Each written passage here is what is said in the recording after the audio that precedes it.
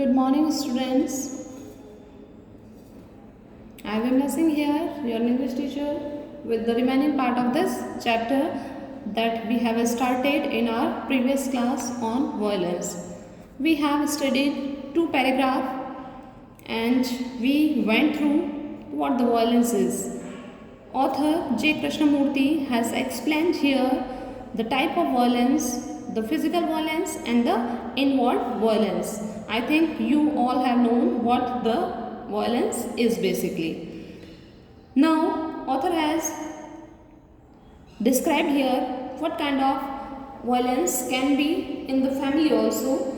अब यहाँ हम देखेंगे कि ऑथर ने बताया है कि जो हम एजुकेशन ले रहे हैं वो हेल्पफुल हो सकती है किसके लिए, क्योंकि इस वायलेंस को जो एक ग्लोबल कंसर्न बन चुका है ना, दुनिया की चिंता बन चुकी है वायलेंस, उसको यहाँ से सोसाइटी से रिमूव करने में, एक नया वर्ल्ड बनाने में एजुकेशन जो है एक टूल की तरह काम कर सकती है, हेल्प कर सकती है.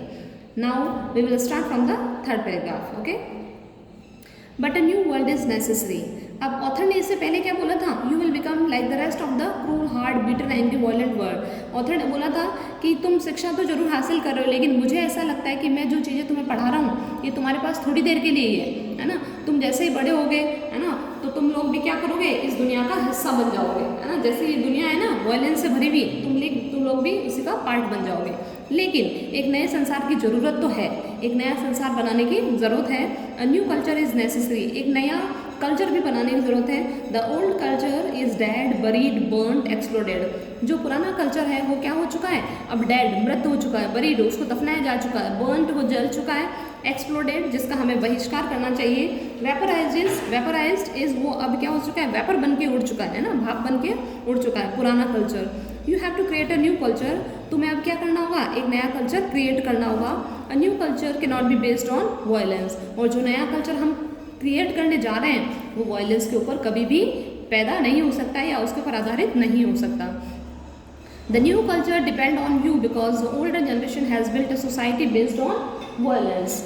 The new culture depends on you. अब जो नया कल्चर हम बनाने जा रहे हैं वो आपके ऊपर निर्भर करता है. क्यों? क्योंकि नए कल्चर को बनाने वाले कौन हो, आप. Because the older generation has built a society based on violence. जो हमारी पुरानी पीढ़ी है ना, उन्होंने कैसा सोसाइटी बनाई थी, जो वायलेंस के ऊपर बेस्ड थी, based on aggressiveness, and it is this that has caused all the confusion and all the misery. और ये जो वायलेंस के ऊपर कल्चर बना था वो क्या था, बेस्ड ऑन एग्रेसिवनेस. एग्रेसिवनेस यानी तुरंत फटाफट किसी चीज़ के लिए आक्रोशित होना है ना, तो एक आक्रोश के ऊपर बना हुआ था. And it is that has caused all the confusion, all the misery. और उसी की वजह से क्या हो रहा है, ये सारा कन्फ्यूजन और ये सारा दुख क्रिएट हो रहा है. The older generation have produce the world and you have to change it. अब आप जो ये संसार देख रहे हैं, ये जो वर्ल्ड देख रहे हैं, ये पुरानी जो पीढ़ी है हमारी, उन्होंने क्रिएट किया है.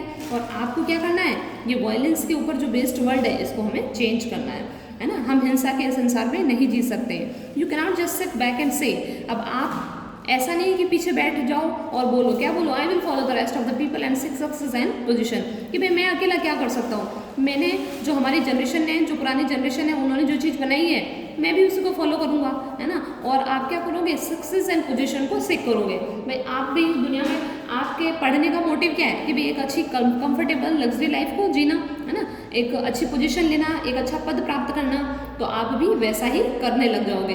तो आपको ऐसा नहीं करना है ना. If you do, your children are going to suffer. यदि आप भी ऐसा ही करते हो, कैसा कि भाई पढ़ाई लिखाई किस चीज़ के लिए कर रहे हो, कि भाई एक लग्जरी लाइफ के लिए है ना. मतलब लग्जरी से मतलब कि अच्छा पोजीशन आप ले लो, एक बिजनेस सेट कर लो अपना, या फिर कुछ अच्छी जॉब लग जाओ आप है ना, तो उसके बाद लग्जरी मिलने लग जाएगी आपको.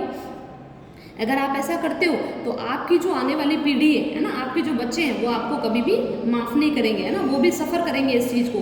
वायलेंस का जो संसार क्रिएट किया है इसमें वो भी पीड़ित होंगे. You may have a good time. हो सकता है आप जो लग्जरी हासिल करके एक अच्छा समय प्राप्त करो, but your children are going to pay for it. लेकिन आपके जो बच्चे हैं वो इस चीज़ को सफ़र करने वाले हैं, उनको इस चीज़ का भुगतान करना पड़ेगा. So you have to take all that into account the outward cruelty of man to man in the name of God, in the name of religion. ये जो नेम ऑफ गॉड, भगवान के नाम पर, धर्म के नाम पर, या फिर सेल्फ इम्पोर्टेंस, आप अपनी खुद की है ना सेल्फ इम्पोर्टेंस के नाम पर और सिक्योरिटी के नाम पर फैमिली की सिक्योरिटी के नाम पर जो एक हिंसा चल रही है ना, जो एक बाहर आप क्रूरलिटी देख रहे हो, इसके ऊपर आपको क्या करना पड़ेगा, ध्यान देना पड़ेगा, है ना। तो भाई लोग भगवान के नाम पर लड़ते हैं, लोग धर्म के नाम पर लड़ते हैं, है ना, अपनी फैमिली की सिक्योरिटी के नाम पर लड़ते हैं, तो आपको ऐसा नहीं करना है, आपको इस चीज़ के ऊपर कुछ ध्यान देने की ज़रूरत है ना।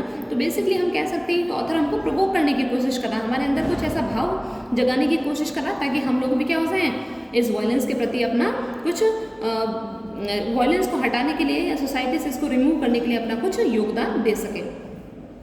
You are still young, but as you grow older, you will realize how inwardly man goes through hell, goes through great misery.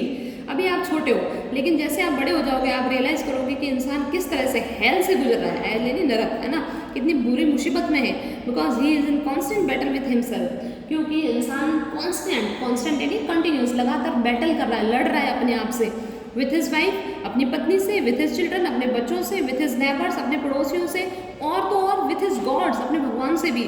He is in sorrow and confusion and there is no love, no kindliness, no generosity. अब वो किस condition में है, दुख और confusion, भ्रम की स्थिति में है, और उसके जीवन में प्रेम, दया, उदारता, दान ऐसी चीज कुछ बची नहीं गई। कुल मिला के हम कह सकते हैं कि इंसान बहुत ही सेल्फिश हो गया है। And a person may have a PhD after his name, or he may become a businessman with houses and cars, but if he has no love, no affection, kindliness, no consideration, he is really worse than an animal. अब यहाँ पर author कह रहे हैं, बहुत बड़ी बात कह रहे हैं, किसी को स्ट्रक करने वाली बात कह रहे हैं कि यदि आप अपने नाम के पीछे PhD भी लगा लो, है ना, PhD के बाद आपने नाम के आगे आप डॉक्टर भी लगा लो, है ना, भले ही आप एक बड़े बिजनेसमैन बन जाओ, आपके पास अच्छा घर हो, कार हो, लेकिन यदि आपके मन में प्रेम, दया, भाव, है ना, परहित का भाव नहीं है, तो आप क्या हो, एनिमल से भी बदतर हो, जानवर से भी बदतर जीवन आपका है ना। क्यों? क्योंकि because he contributes to a world that is destructive. आप भी दुनिया में, समाज में अपना उसी तरह से योगदान करने जा रहे हो, ऐसे समाज का निर्माण कर रहे हो जो क्या है, विनाशकारी समाज है। तो यहाँ पे ऑथर बेसिकली ये कहना चाह रहे हैं कि हम जो अपनी शिक्षा प्राप्त कर रहे हैं वो किसके लिए कर रहे हैं, है ना, हमारे स्वार्थ के लिए, कि भाई हमें क्या करना है, पढ़ लिख के अच्छी नौकरी, अच्छी जॉब लेनी है, अच्छा बिजनेसमैन बनना है, ताकि हम अपने परिवार को एक अच्छी लाइफ दे सकें। हम सोचें कि हम अपने परिवार के लिए, हम अपने समाज के लिए क्या कंट्रीब्यूट कर रहे हैं, समाज में हमारा क्या योगदान हो रहा है ना, तो इस चीज़ के लिए हम ध्यान नहीं दे रहे। तो ऑथर का बेसिकली कहना यही है कि हमें सिर्फ अपने लिए नहीं सोचना है, इस दुनिया में जो वायलेंस फैली हुई है, जो हमारे मन से लव, प्रेम, उदारता, है ना, काइंडनेस, जो चैरिटी की फीलिंग हमारे मन से खत्म हो चुकी है, उसको हमें रीजनरेट करने की ज़रूरत है। ठीक है, so I think these 2 paragraphs are enough for today. 2 paragraphs are remaining. We will continue these 2 paragraphs in the next class. So read it at your home. Goodbye.